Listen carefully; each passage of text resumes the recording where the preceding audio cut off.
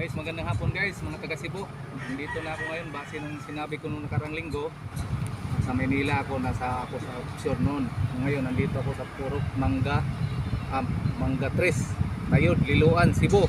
So shout out din sa mga taga Cebu, nandito na ako ngayon. So ngayon, itong drawing nila guys, ito nang li-layout ko ngayon, itong site natin. So ilang pedestal ito, nasa mga 103 ka pedestal i-layout ko, pero hindi ko isa-isahin ko to mamaya, pinamarkahan ko to. Makikita nyo mamaya, isa-isahin ko mga detail dito sa drawing. Papakita ko sa inyo, ito ang i-layout ko ngayon, itong side na to, pero banda roon, hindi muna kasi medyo ano pa na, anong tawag dito, hindi pa nabuhusan doon, dito lang na area. So mamarkahan ko to ngayon guys, itong ano nito, itong ang nakalagay pala dito sa ano natin sa ating panha, shout out nyo lang dyan, ano nyo, follow nyo naman dyan. Ang nakalagay dito sa ating project engineer ay si Mire, engineer Mire Criste Bungko, project site engineer. So ito siya ngayon ang nakapirma dito. So ngayon isa-isahin natin to guys, i-layout, lagyan natin to ng marka para hindi tayo maligaw. So kukuha tayo ng pentel pen. So ito ngayon ito ang laser natin ngayon. Ito ang kukuha tayo ng leveling. Ilalagay natin laser dito para kukuha tayo ng leveling. Ito siya. So yan guys, makikita nyo dito tayo babase ng leveling natin.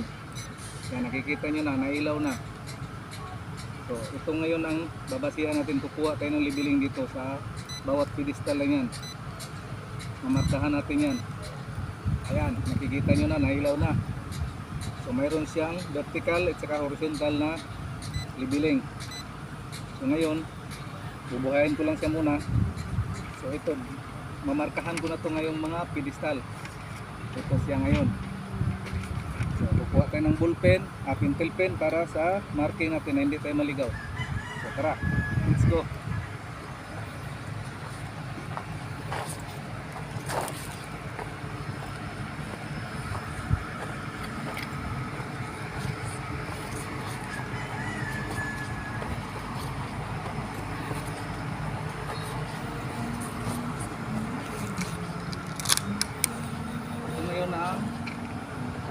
Unang pedestal na i-layout natin, ito ang E1A. So ito ang E1A guys ha. Tandaan nyo ha, para kayo kung sakasakali kayo mag-layout nito, makikita nyo, kailangan i-detail nyo sa drawing, i-detail nyo kung kailangan ano sa drawing para hindi kayo maligaw. So ilagyan natin ng marking E1A, so para hindi kayo maligaw. So ito na E1A. Yan guys. So dito naman tayo sa kabila.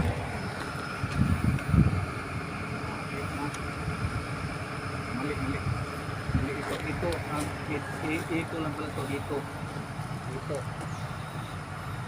Tapos natin yan. Ito. Yan. Ito. So susunod E1. So kuya, kayo kuya. Yan, kayo kuya. Ito sila guys, itong mga nasa civil work na nagtatrabaho sila ni kuya. So, sakalat talaga kuya no. Hirap ano, talagang yung gano'n ano. Kung wala tayong pagkadyaga kasi wala tayong ano, alam mo naman, pamilyado tayo, di ba? So, talagang talaga. Ha? Wala tayong makain, ano. So, yun na lang ano natin. So, good luck sa inyo kuya.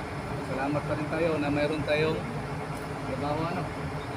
Sila ni kuya guys, makikita nyo itong nagtatrabaho sa civil. So makikita nyo sila ngayon. Nandun na kayo kuya, kasama ko na kayo. Balik kayong dalawa, kasama ko na kayo. So mamarkahan natin ito guys ha. Dito naman kayo pa E1. Itong pedestal nito ay E1.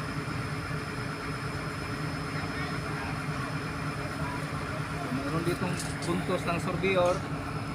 Itong puntos ng sorbior, itong elevation nila hanggang dito lang yung buhos. So kukuha tayo ng additional diyan na mga 150 mm. So yun ang finish natin sa ating unfold. Ito na, isa-isahan natin to guys. Mamarkahan natin to.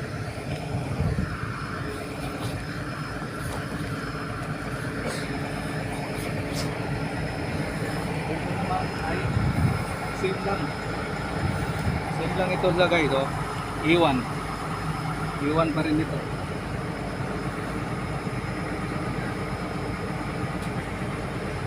Yan. Iwan. So, nakailan na tayo. Isa, dalawa. Ang apat na guys.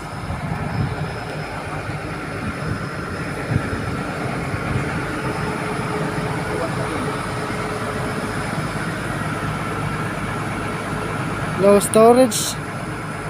4. Ha? Ha? Low storage. Nag-full storage? Low storage. Ha? Hmm. Nag-full storage? Wala man siguro. Wala na? Nagmatay? Oh, wala. Dinyo? Okay. So, pangilan, pangapat. So, dito tayo sa panglima. Panglima guys. Isa, dalawa. Panglima.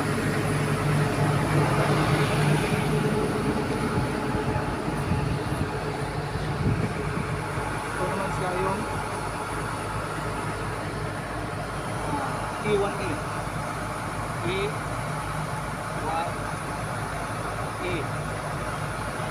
Yan yung maglukit ng multi guys. Yan yung maglukit sa drawing. Distal natin para hindi tayo maligaw. So itong last na to siya, bali parang cantilever na to siya, pero iba na to siya, pero nililiyaw na natin, lagyan na natin ng marka guys.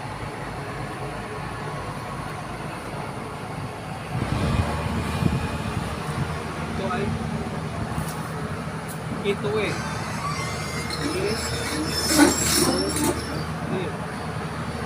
Guys ha, 104 na pedestal guys. Nililiyaw dito, pero yung iba doon hindi pa tapos. So ngayon, babalik kami doon sa laser, maglagay na kami ng elevation. So, ilulukit ngayon, dito na tayo dyan kasi mayroong mga bako. Dito muna tayo.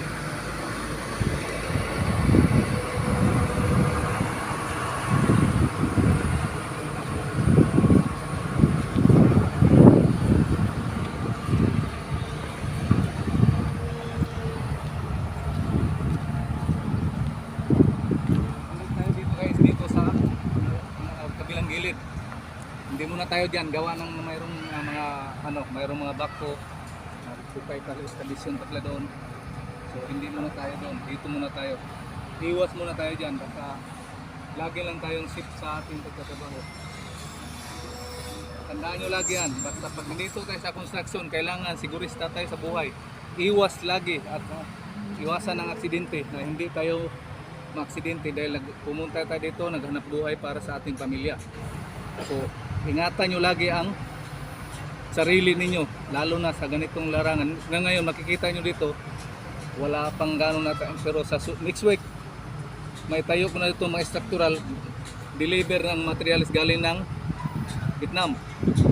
So, ang ano natin, ang vendors natin dito is Vietnam. Galing sa Vietnam ang mga materials na fabrication sa Vietnam. So dito tayo guys, makita naman natin itong isang pedestal. Itong kasunod, ito ay C1.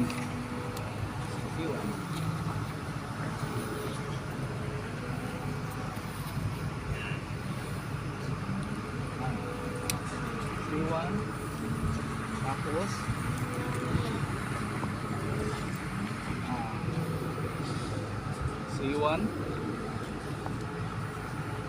C1 ulit.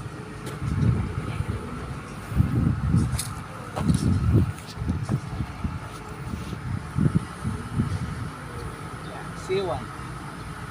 So ang kasunod, ang apat, iba na naman to guys, pero ito, sunod natin to. E5.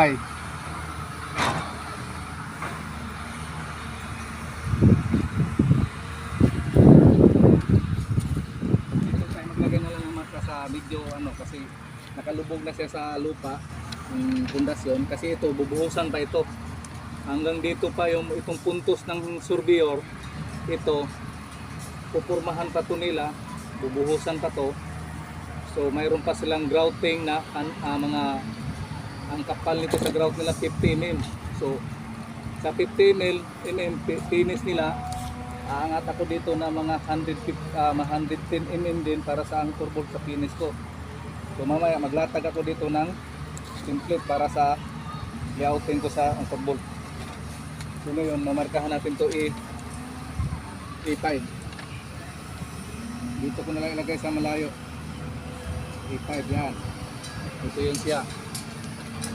So ngayon, paparoon naman kami. Same lang dito sa C1. Itong apat na pedestal ang pinaka last doon.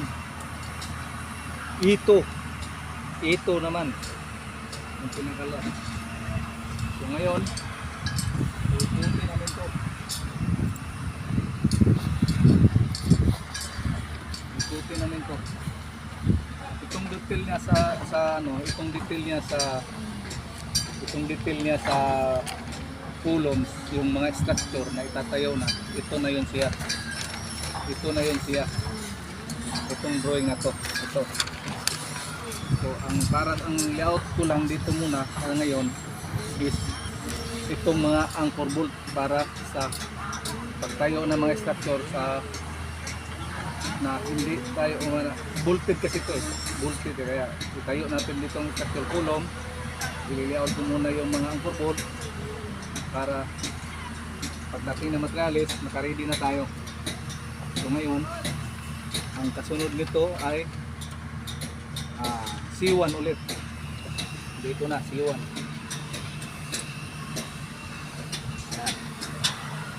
Hindi na tayo maligaw niyan. Dito naman tayo guys.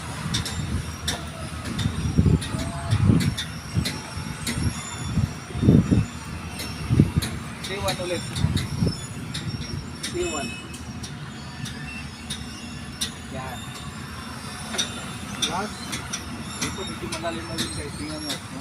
Tingnan nyo guys. Malalim na lang kasi hindi pa nalang siya tambakan kasi mayroon silang tie-pin doon na ilalagay. May tie-pin sila dyan.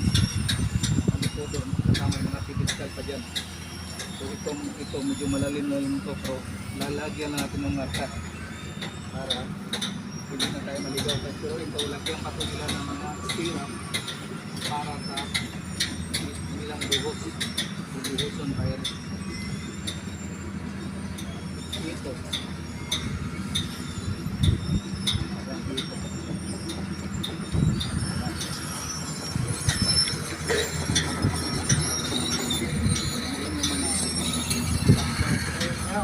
Basta kayo dyan.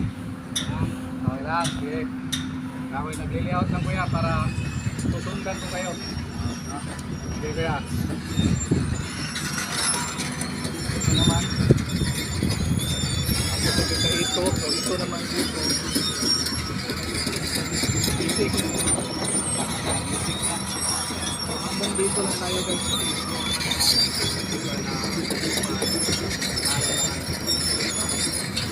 Part na to, yung Korea na to, ito ang katayuan na rin ang muna na ito. Ito ang nagawin. Pagkatapos na naman yung yan, butan natin. Yan, diretso na, continue na tayo magtayo ng structure. Dito lang, dito, anong yun, nakamaan yan.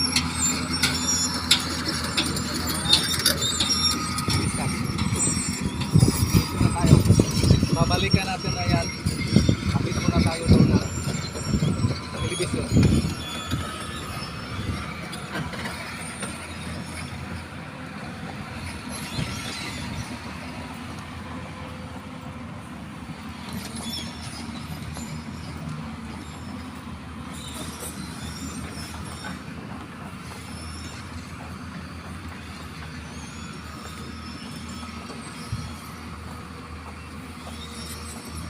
Sobrang init guys, so meron kaming nakahanda na tubig, so kahit paano may tubig kami para lang sa suporta sa ating iwas sa dehydrate. So ngayon magkabit na ako, hindi lang bilang isang foreman, magkabit ako ng elevation doon, mag-welding ako mayroon na ang tao ko kasi sa ngayon wala pa. Dahil nagpahanda pa ko doon ng ibang equipment para dito. So ngayon, hindi lang ako bilang isang foreman, nagtatrabaho din ako, nag-welding din ako.